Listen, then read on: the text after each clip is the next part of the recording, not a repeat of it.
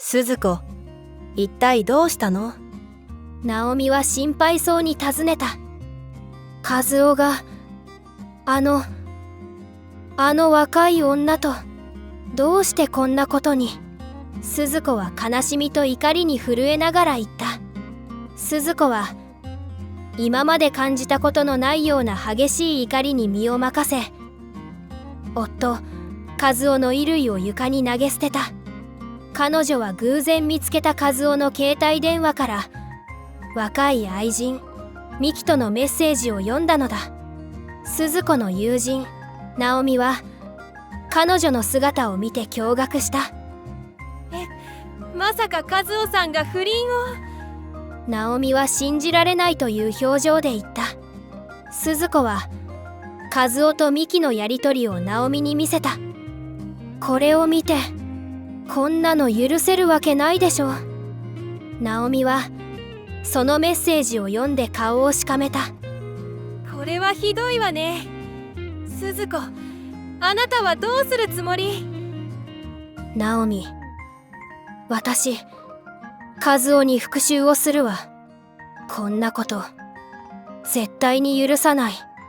鈴子は力強く宣言した。ナオミは鈴子の決意を感じ取り、彼女に力を貸すことを決めた。そうね。では私も手伝おう。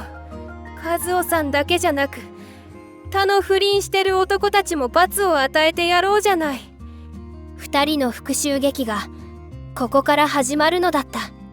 鈴子とナオミはまず鈴子の夫和夫の不倫相手ミキの詳細を調べ上げた。その過程でミキが他にも既婚男性たちと不倫を繰り返していることが分かり、二人は驚愕した。このミキって子、どういうつもりなのかしら。ナオミは憤りをにじませていった。鈴子はうなずいた。そうね、ただの不倫だけじゃなくてまるで既婚者たちをターゲットにしてるみたい。ナオミは考え込んでいた。鈴子、私たちが復讐する前に他の被害者たちにも声をかけてみたらどう？一緒になってこのミキたちを許さないって立ち向かう力になるかもしれないわよ。鈴子はナオミの提案に賛成し、二人は他の被害者たちに連絡を取り始めた。その中には同じように夫が不倫に走った女性たちがいた。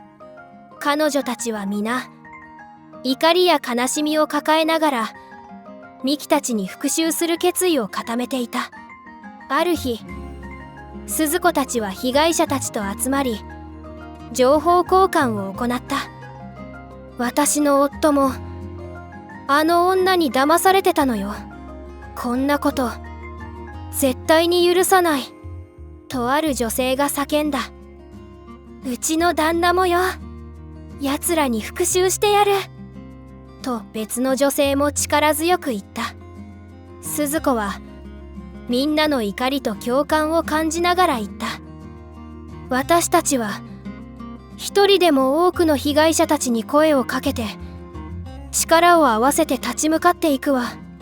彼らが悪いことをしたなら彼らに報いを受けさせなくちゃ。こうして鈴子たちは復讐計画を実行するための仲間を集め始めるのだった。鈴子たちの復讐計画はある出来事をきっかけに始動することになった。それはミキがまた新たな既婚者と関係を持ち始めたという情報が鈴子たちの耳に入ったことだ。鈴子、ミキがまた新しい人と不倫を始めたらしいわ。ナオミは憤慨しながら言った。鈴子は憤りを隠せなかった。そうなの、もう許せないわ。私たちの復讐はこれ以上待ってられない。ナオミも同意した。そうね、これ以上被害者を増やさないためにも今すぐにでも行動に移すわよ。そこで鈴子たちは被害者の女性たちと一緒に緊急会議を開いた。彼女たちの怒りは頂点に達していた。もう限快よ。あいつらを許してたまるか。とある女性が激高した。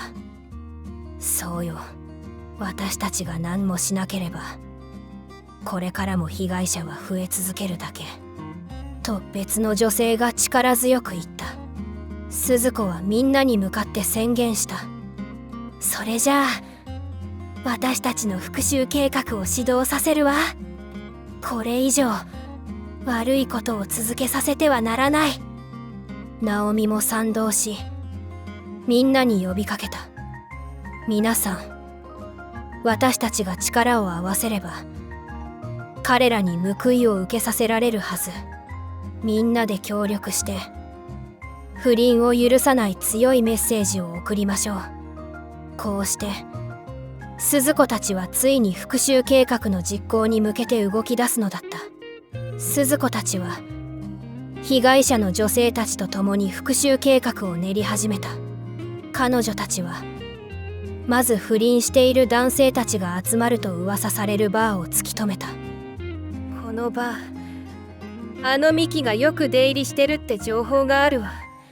ナオミがみんなに伝えた。鈴子はうなずいていった。そうね。じゃあ私たちもここで彼らを待ち伏せするわよ。計画ではまず不倫カップルが現れたら彼らに自分たちの正体を明かす。その後彼らに改心を促し公に謝罪させることになっていた。被害者たちもそれぞれ役割を決めた。私は夫たちに対して証拠を突きつける役をやるわ。とある女性が言った。じゃあ私は他の女性たちと一緒にミキに向かってこんなことをして恥ずかしくないのかって問い詰めるわ。と別の女性が言った。いいわね。それぞれの役割を果たして彼らに罪の意識を持たせましょう。鈴子が提案した。ナオミは計画の成功に向けて皆にエールを送った。私たちが協力すれば必ず成功するわ。みんな頑張りましょう。こうして彼女たちは復讐計画の実行に向けてそれぞれの役割を全うしようと誓い合ったのだった。鈴子たちは復讐計画の実行に向けて準備を始めた。まずはバーでの待ち伏せのタイミングを見計らい、不倫カップルたちが来ることが予想される日を特定した。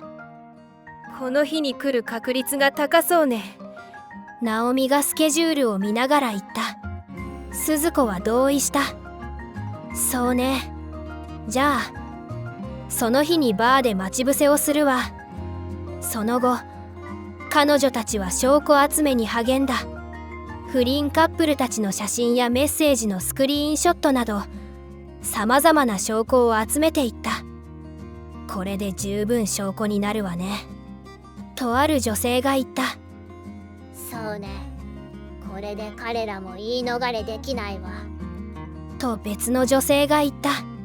鈴子はみんなの努力をたたえながら言った。皆さんお疲れ様。これで彼らを追い詰められるわね。ナオミも同意した。そうよ。これで彼らに改心を促せるはずよ。そして彼女たちはバーでの待ち伏せの日に備え外見を変えるための変装も用意した。これで彼らに気づかれずに近づけるわね。鈴子が変装グッズを試着しながら言った。そうね。私たちの正体がバレないように気をつけなくちゃ。ナオミも変装を試しながら言った。準備が整った彼女たちはいよいよ復讐計画の実行に向けてバーでの待ち伏せの日を迎えるのだった。いよいよ待ちに待った復讐計画実行の日がやってきた。鈴子たちは変装をしてバーに潜入し不倫カップルたちの出現を待った。ほどなくしてミキとカズオが入ってくるのが目に入った。ナオミは緊張しながら鈴子にささやいた。鈴子、彼らが来たわ。どうする？鈴子は冷静に言った。待って。他の不倫カップルも来るはず。彼らが揃ってから行動に移すわ。しばらく待つと、他の不倫カップルたちも次々とバーに入ってきた。鈴子はナオミに合図を送った。さあ、行くわよ。鈴子が勇気を振り絞って言った。彼女たちは決意を固め、変装を解いて不倫カップルたちの前に立ちはだかった。こんなところで何をしているの？鈴子が和夫に詰め寄った。和夫は驚いていった。鈴子、どうしてここに？ミキも困惑していった。なんよ、あんたたち。そこで他の被害者の女性たちも次々と正体を現し、不倫カップルたちを追い詰めた。あんたたち、こんなことして恥ずかしくないの？とある女性が言った。許せないわよ。こんなことをして。と別の女性が怒りを爆発させた。ミキは開き直って言った。別に私たちが悪いことをしたわけじゃないでしょ。鈴子は証拠を突きつけて言った。これが何だと思うの？あんたたちの不倫の証拠よ。和夫は無言で頭を下げた。他の不倫カップルたちも後ろめたさに口をつぐんだ。これ以上被害者を増やさせないわ。ナオミが力強く宣言した。鈴子たちの復讐計画は成功し、不倫カップルたちは反省し、謝罪することになったのだった。復讐計画が成功した後、鈴子たちは一度バーを後にした。彼女たちは不倫カップルたちが公に謝罪し、改心することを約束させた。やったわね、鈴子。これで彼らも反省するはずよ。ナオミが安堵の表情を浮かべながら言った。鈴子も満足そうに言った。そうね。これで私たちも、被害者の女性たちも救われるわ。被害者の女性たちも、感謝の言葉を述べた。本当にありがとう。あなたたちがいなかったら、私たちはずっと苦しんでいたわ。とある女性が言った。そうよ。私たちも勇気を持って立ち上がらなければ、これからも被害者は増え続けるだけだったわ。と別の女性が言った。その後、不倫カップルたちは約束通り、公に謝罪し、改心した。彼らは家族や友人、そして被害者たちに深く謝罪し、再び不倫をしないことを誓った。鈴子は、その結果に満足しながら言った。これで彼らも、私たちも前に進めるわね。ナオミも同意した。そうよ。私たちが協力して立ち向かったおかげで、これ以上被害者を増やさずに済んだわ。こうして、鈴子たちの復讐計画は成功裏に終わり、彼女たちは新たな門出を迎えることができたのだった。読者も、彼女たちの勇気に心から共感し、スカッとする結末を迎えたのである。鈴子たちは、復讐計画が成功した後も、被害者の女性たちと交流を続けていた。